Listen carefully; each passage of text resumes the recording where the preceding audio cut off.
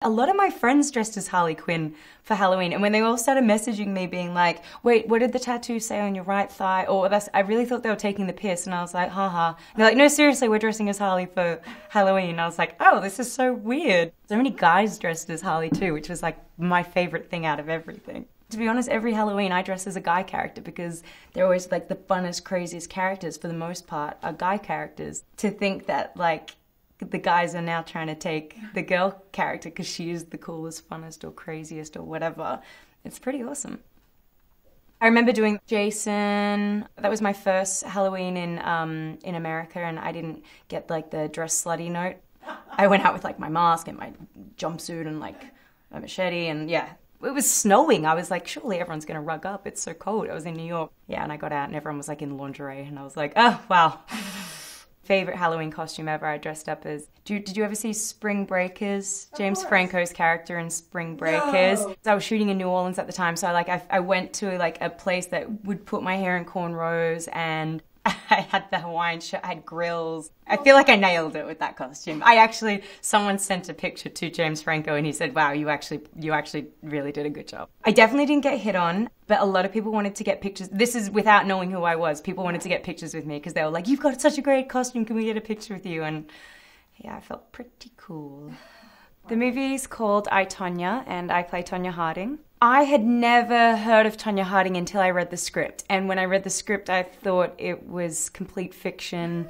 And I thought the writer was so quirky and crazy to come up with all this stuff. And then I realized it was all true. When the incident happened, I was 4 years old in Australia. Not that the news did reach Australia. People a couple of years older than me totally know about it. I'd never done any figure skating as a kid because I grew up on the Gold Coast. It's a coastal town in Australia and there's no ice, and I really wanted to play ice hockey because I think I loved the Mighty Ducks films. But there wasn't an ice skating film that I was in love with as a kid, so a figure skating one. So otherwise I probably would have wanted to figure skate. So I had only ever been on the ice in the capacity of playing ice hockey because I joined an ice hockey team when I first moved to America. My hockey was pretty good. My ice skating was pretty terrible, but you have so much padding on that it doesn't really matter.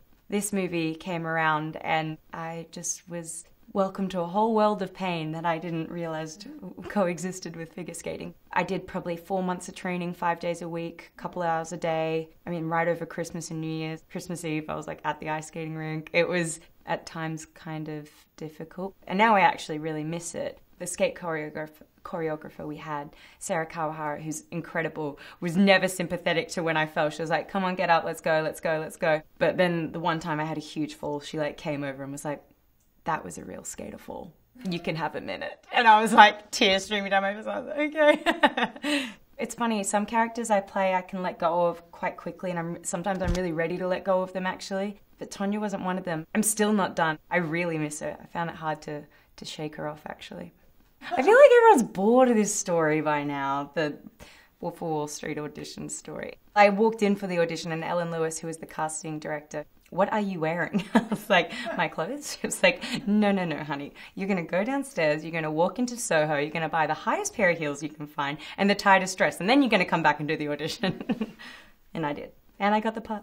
I rarely wear heels unless it's for like a work thing, so I probably they would have been thrown to the back of my cupboard after that audition. My first kiss, in real life, my first kiss was, it's actually a good story. My first kiss was on a island off Australia called Great Keppel Island, which is like where a bunch of families would all go on holiday, and I met the boy that I kissed on a beach. Like, it really does sound idyllic. It was pretty cool.